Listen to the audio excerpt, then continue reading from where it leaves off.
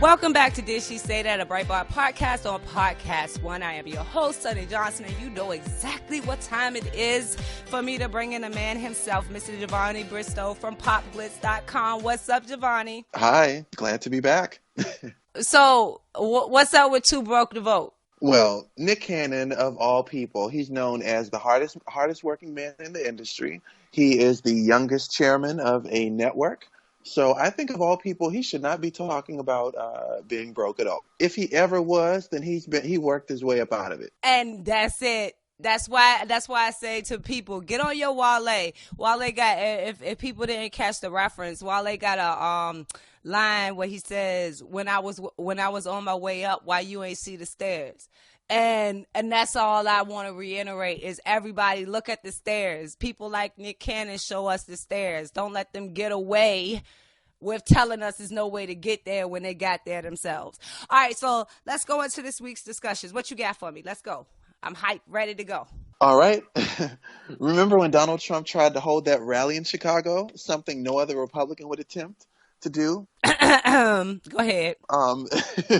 With some asking why he went in the first place. Well, it looks like the GOP's being serious about outreach this time. The party just hung this big, massive, 10-foot sign of the Chicago Republican Party on the side of a building. So two things I think are likely going to happen. They'll either show everyone that they mean business in the black community, or they're going to get their office shot at. And sadly, I think it's going to be the latter. Do you think that's a good idea? As long as they don't have no drugs or no money in the campaign office, ain't nobody gonna be shooting up their office. They office though ain't worth the bullets. Okay. I know that was a crass joke, but that's what you do. You bring it out. You bring it out of me. Look, this story bothered me. Like, can we at least stop calling it freedom? Like, at the point where you have to ask someone to put a sign outside of your office building, and then you have to pay them to put the sign up, and then you have to pay someone to actually hang the sign up.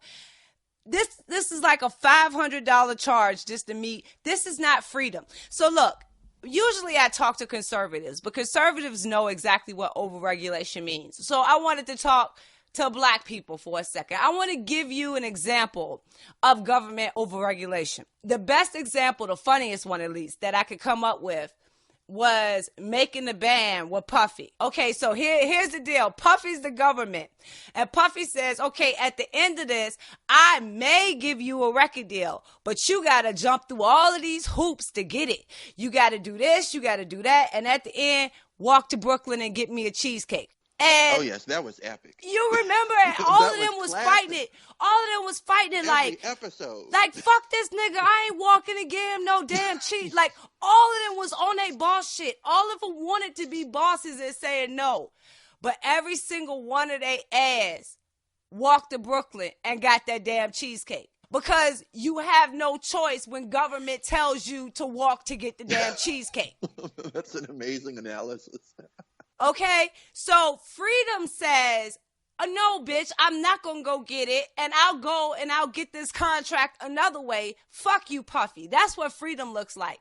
Walking to get the damn cheesecake is overregulation. That's big government. That is not freedom. So, dear black people, I ask you, do you want a government that forces you to walk to Brooklyn and get the damn cheesecake? Wow. Now look, they're doing that same PC foolishness down here. You know, they've been protesting incessantly outside of the Trump hotel that he's building just because his name is out there. Oh, he shouldn't come here. The name shouldn't be that big. I take Lawrence's quote on that one. You wouldn't have time to protest if you had a job. No, absolutely. I was invited to some of these protests, the Black Lives Matter protest in Baltimore. And I would have made it, but I had to work. Sorry. Oh my gosh, you're such a horrible person, putting your personal financial empowerment above the movement, nigga. You're supposed to stay broke with us. That's exactly what I was told. And if you don't know why I love JaVonni, there you go. Those very same words. Oh, you can't come? You can't change your schedule and come? Money's more important. I'm sorry. That is my whole life ideology. Okay. All right, let's go. It's getting ready to warm up in Chicago, and with over 800 shootings so far this year and an increase of 80% in gun crime from last year, they're really in for it over there. 133 murders happened so far, compared to 77 last year. But don't fret, President Obama just made it to Chicago to fix things this week. He came to Chicago not to meet with the police department, not to meet with churches, but the University of Chicago law students to promote his Supreme Court justice pick, Merrick Garland. A pretty selfish move, if you ask me. What do you think is going to happen out there this summer? It's going to be crazy. And I just found out that I actually will be attending the Republican convention this year. So what I'm expecting in Cleveland is going to be nuts. But you going to bring your gun with you? Look, they actually had a petition. They actually had a petition to go on around and say, should people be allowed to actually bring their firearms to the conference because of what they're expecting. But I'm gonna put my faith in the Cleveland PD and all the extra security that I know the RNC is bringing in, and I'm gonna walk on faith. And I'm going to walk through fire, and I ain't worrying about it. I'm going to go and see the fireworks inside. But for Chicago, 800 shootings, right? And do you notice that you can say that now without even blinking an eye? You actually say 800 shootings, but like only 150 of them died. So technically, it's like not really that bad. Marion Barry did that a few years ago. He said, D.C.'s a very safe place if you don't count the homicides. Really? Black lives matter. No. White lives matter. No. Blue lives matter. No. All lives matter. No. I don't care if you are a black boy that wants to shoot up a playground, whether you're a white boy that wants to walk into a church and start shooting, whether you are a cop that wants to use your badge to rape and assault women, or whether you're an ISIS person that wants to strap a bomb to yourself and commit suicide. All lives don't matter. All black lives don't matter. All white lives don't matter. And all blue lives don't matter. At some point, we have to get to a right and a wrong. And when you have in one city at April, 800 people shot,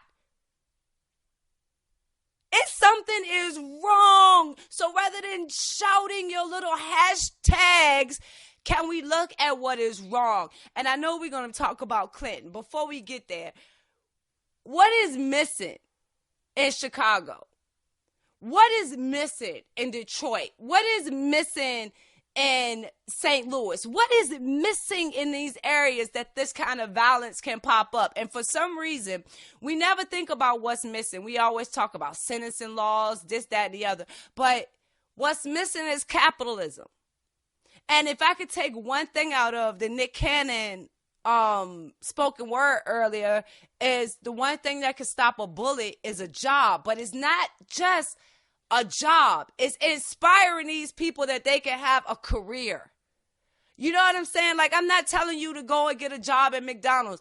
I'm talking about working you towards a career. This is the rest of your life, eating for the rest of your life. And please understand, when they say hungry, when we say hungry, we don't actually mean eating food.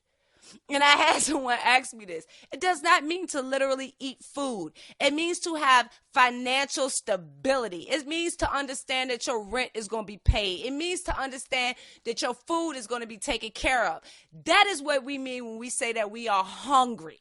And that hunger is there, and there's no way to fill that appetite. And until we get capitalism into that progressive democratic machine, you're going to see summer after summer after summer in Chicago where the streets run red, and they're running red with black bodies.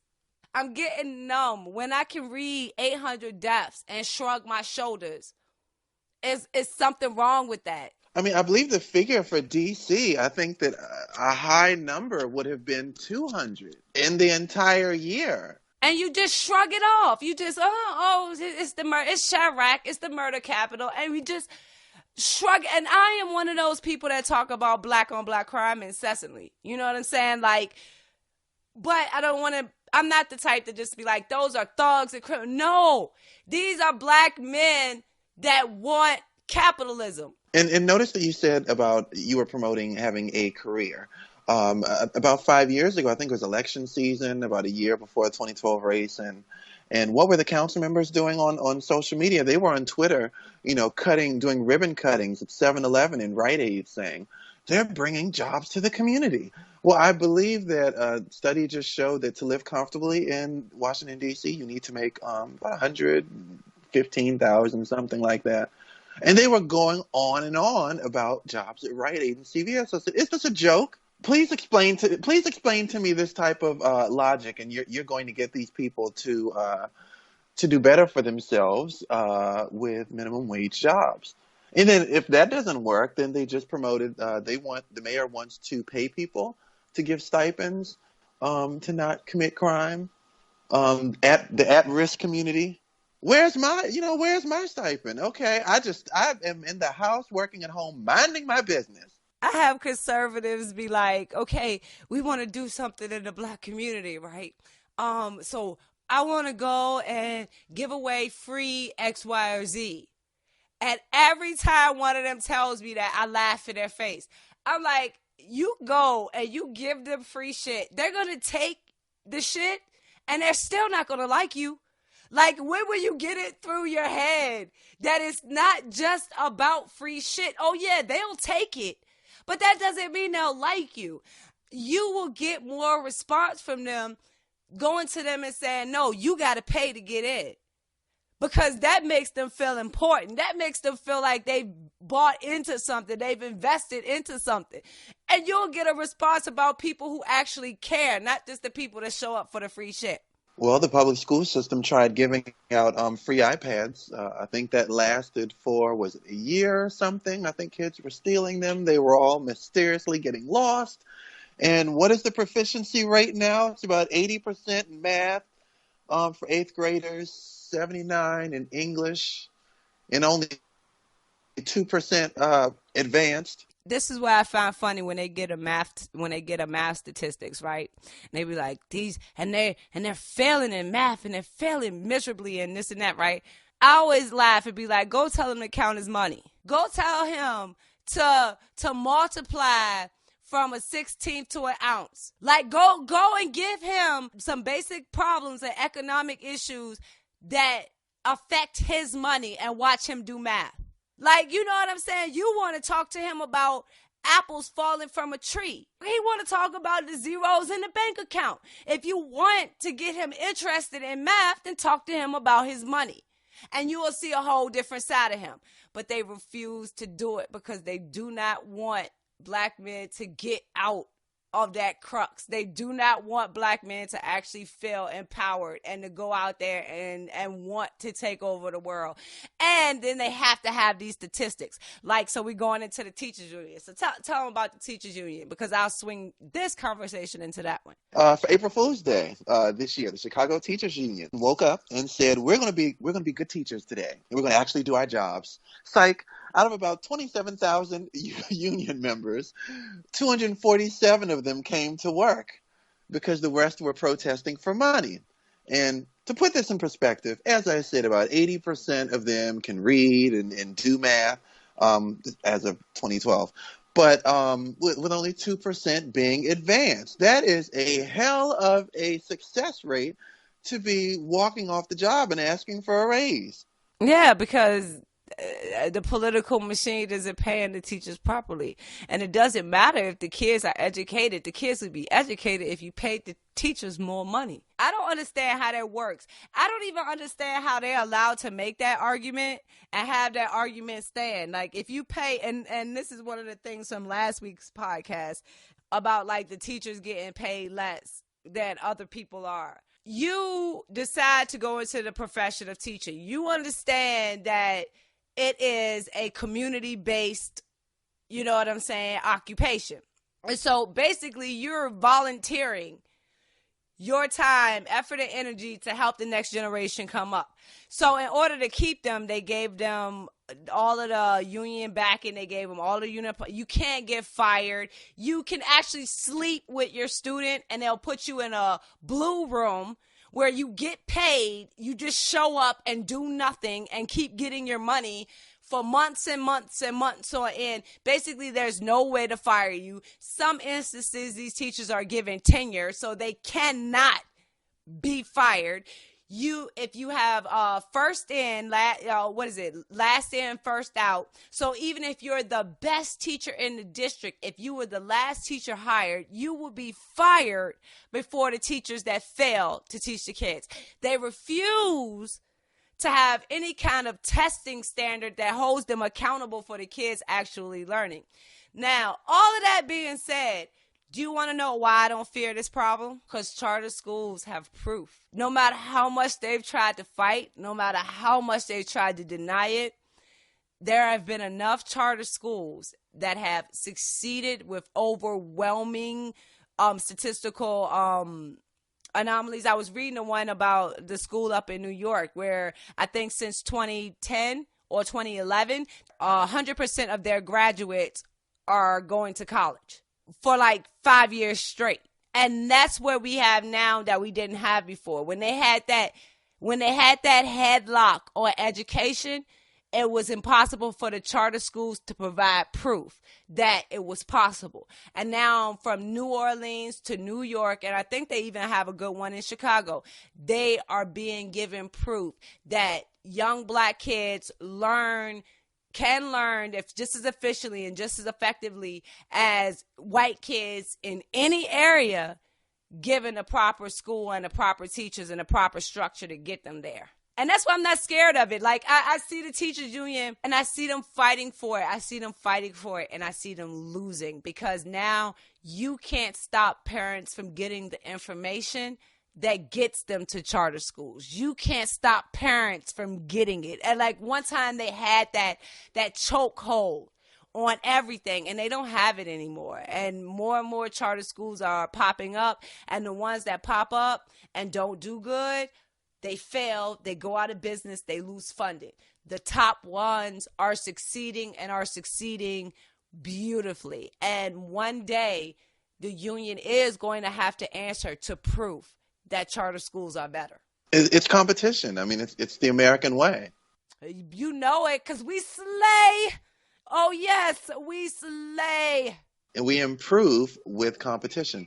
No, but when your money matches your desire to educate, that's what you get. And like that's what, if any, go and read Up From Slavery by Booker T. Washington if you haven't read it. Oh my goodness. Learn what it means when you have not only the ability to educate, but the passion to want to educate. And that's what you see in charter schools. You see that kind of Booker T mentality. And I'm not going to tell you what it is. You go read the book and you'll see what it is. But I wasn't specifically talking to you, JaVonni. I was talking to everybody.